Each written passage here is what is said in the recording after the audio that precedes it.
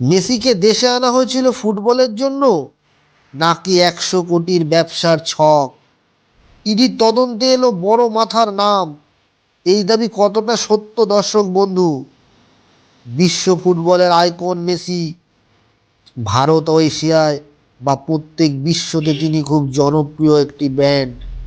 চিরা ইভেন্টের আড়ালে বিপুল অঙ্কের অর্থের লেনদেন হয়েছে, অভিযোগ উঠছে চারিদিকে। 100 কোটির ব্যবসার দাবি এলো কোথা থেকে?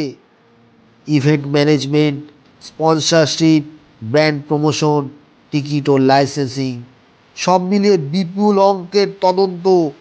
প্রকৃতপক্ষে ইডির তদন্তে কি দেখা হচ্ছে? অর্থের উৎস কোথা থেকে এসছে? বিদেশি লেনদেন কি হয়েছে? সেল কোম্পানি বা মধ্যস্থতারই কারা?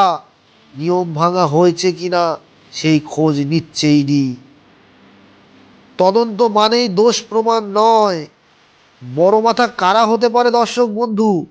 কোনো রাজনৈতিক প্রভাবশালী ব্যক্তি কি জড়িয়ে পড়বে, বা কোনো কর্পোরেট ফিক্সার? ইভেন্ট মাফিয়ার যোগসূত্র পাওয়া যেতে পারে বলে জানা যাচ্ছে। নাম নয়, কিন্তু ইঙ্গিতপূর্ণ তথ্য তদন্তকারীদের সূত্রে দাবি করা হয়েছে।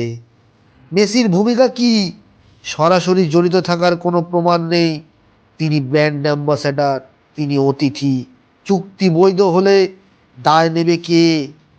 এমন ঘটনা আগেও ঘটেছে। বড় খেলোয়াড়, বড় ইভেন্ট, পরে অর্থনৈতিক তদন্ত। ক্রীড়া ও কর্পোরেট দুনিয়া এটা নতুন নয়। রাজনৈতিক তরজা এখন চতুর্দিকে। ইডির অপব্যবহার বনাম দুর্নীতির পর্দাফাঁস। জনমত দুইভাবে বিভক্ত।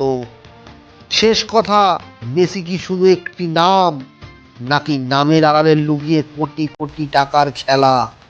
তদন্ত শেষ না হওয়া পর্যন্ত অপেক্ষায় একমাত্র সত্য।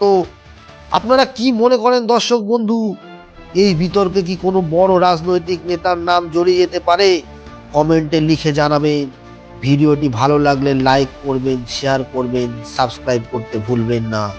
সবাই সুস্থ থাকবেন, ভালো থাকবেন। জয় হিন্দ, ভারত মাতার জয়।